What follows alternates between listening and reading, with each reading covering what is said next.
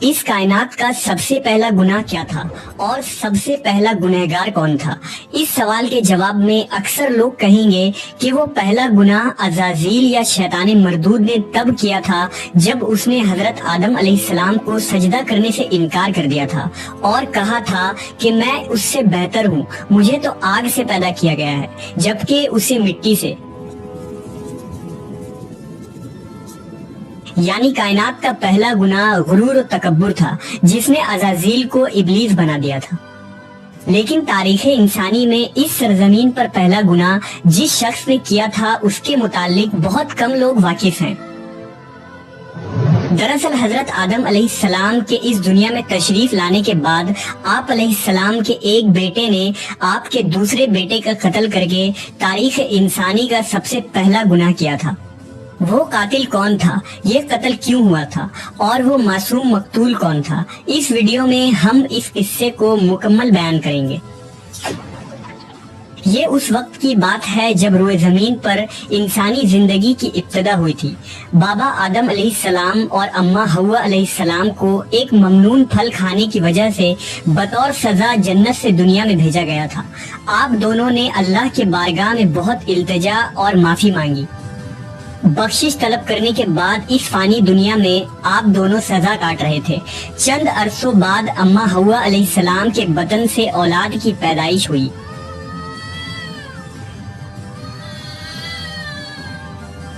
یہ پیدائش ایک خاص صورتوں میں ہوتی تھی۔ جب بھی حوا علیہ السلام حاملہ ہوتی تو جڑواں بچوں کی پیدائش ہوتی جن میں ایک لڑکا اور ایک لڑکی پیدا ہوتے تھے۔ ایک ساتھ پیدا ہونے والے لڑکے اور لڑکی کا نکاح دوسری مرتبہ پیدا ہونے والے لڑکے اور لڑکی کے ساتھ کر دیا جاتا تھا، جبکہ ان جڑواں لڑکے اور لڑکی کا نکاح آپس میں حرام قرار پاتا جن کی پیدائش ایک ساتھ ہوئی تھی۔ حضرت آدم علیہ السلام کی اولاد میں دو بیٹے حابیل اور قابیل کی پیدائش ہوئی تھی۔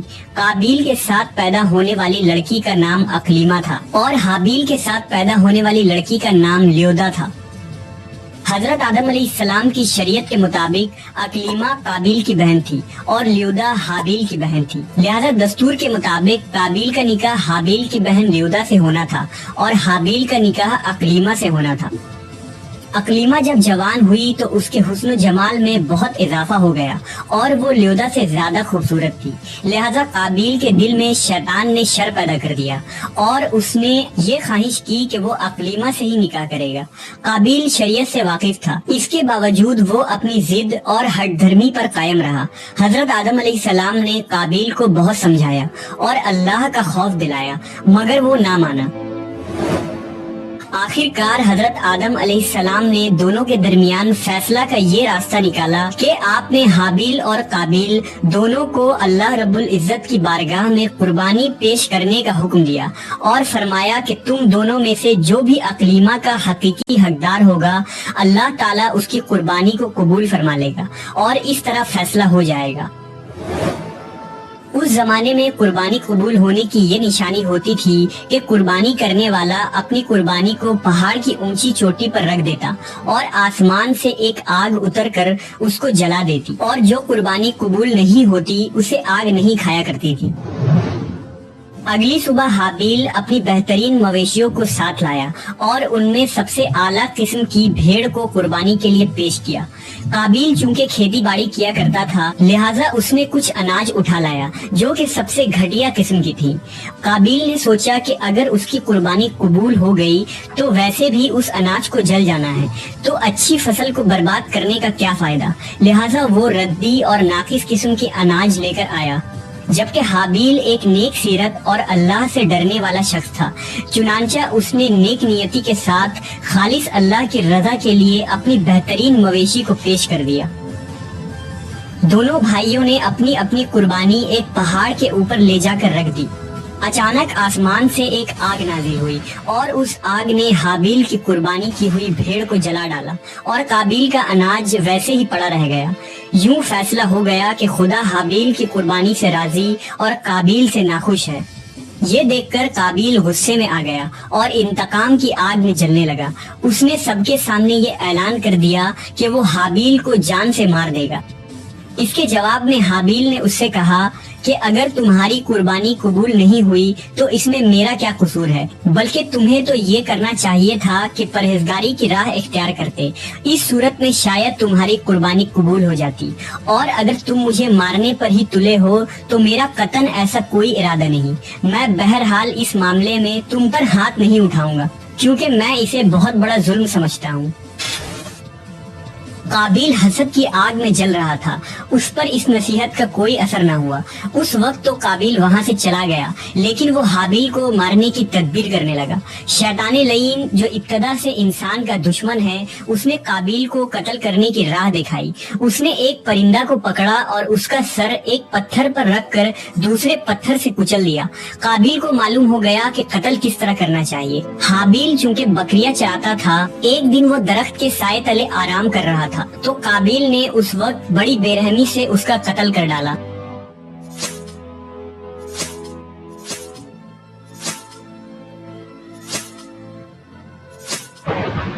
جب قابیل نے حابیل کو قتل کر دیا تو اس کی عقل زائل ہو گئی، سمجھنے کی صلاحیت ختم ہو گئی۔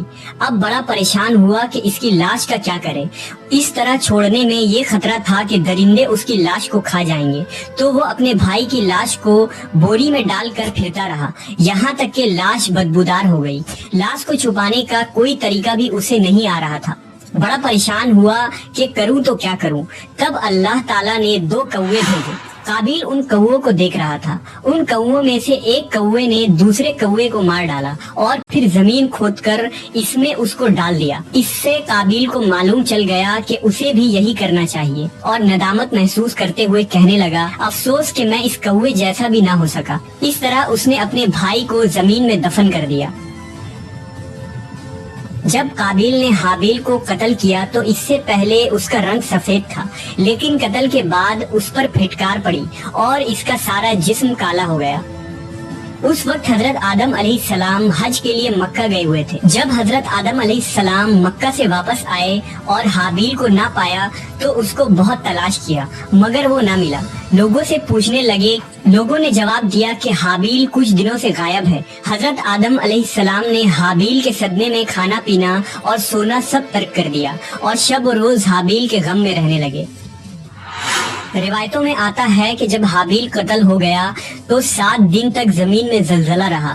قابیل جو بہت خوبصورت تھا، بھائی کا خون بہاتے ہی اس کا چہرہ بالکل سیاہ اور بدصورت ہو گیا۔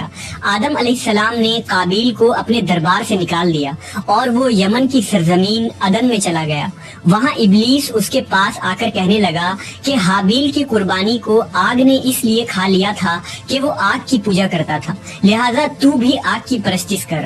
چنانچہ قابیل پہلا شخص تھا جس نے آگ کی پرستش کی، اور زمین پر یہ پہلا شخص ہے جس نے اللہ کی نافرمانی کی اور زمین پر خون ناحق کیا۔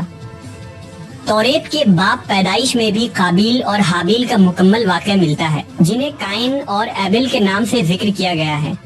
توریت مقدس کے باب پیدائش میں اس واقعے کا ذکر اس طرح آیا ہے، چند روز کے بعد یوں ہوا کہ قائن اپنی کھیت کے پھل کا ہدیہ خداوند کے واسطے لایا، اور حابیل بھی اپنی بھیڑ بکریوں کے کچھ پہلوٹھے بچوں کا ہدیہ لایا، اور خداوند نے حابیل کو اور اس کے ہدیے کو منظور کیا، پر قائن کو اور اس کے ہدیہ کو منظور نہ کیا۔ اس لیے قائن نہایت ہی غضبناک ہوا اور اس کا منہ بگڑ گیا، اور قائن نے اپنے بھائی حابیل کو کچھ کہا، اور جب وہ دونوں کھیت میں تھے تو یوں ہوا کہ قائن نے اپنے بھائی حابیل پر حملہ کیا اور اسے قتل کر ڈالا۔ خداوند نے کہا، اب تو زمین کی طرف سے لعنتی ہوا۔ تب قائن نے خداوند سے کہا کہ میری سزا برداشت سے باہر ہے، دیکھ آج تو نے مجھے روئے زمین سے نکال دیا ہے اور میں تیرے حضور سے روپوش ہو جاؤں گا اور زمین پر خانہ خراب اور آوارہ رہوں گا، اور ایسا ہوگا کہ جو کوئی مجھے پائے گا قتل کر ڈالے گا۔ سو قائن خداوند کے حضور سے نکل گیا اور عدن کے مشرق کی طرف نود کے علاقے میں جا بسا۔ قابیل کا انجام یہ ہوا کہ اس کے ایک لڑکے نے جو کہ اندھا تھا اس کو پتھر مار کر قتل کر دیا، اور یہ بدبخت آگ کی پوجا کرتے ہوئے کفر و شرک کی حالت میں اپنے ہی لڑکے کے ہاتھ مارا گیا۔ حدیث میں آتا ہے کہ نبی صلی اللہ علیہ وسلم نے فرمایا کہ زمین پر قیامت تک جو بھی خون ناحق ہوگا اس کے عذاب کا ایک حصہ بوجھ اور گناہ قابیل پر بھی ہوتا ہے، کیونکہ اس نے سب سے پہلے قتل کا طریقہ ایجاد کیا تھا۔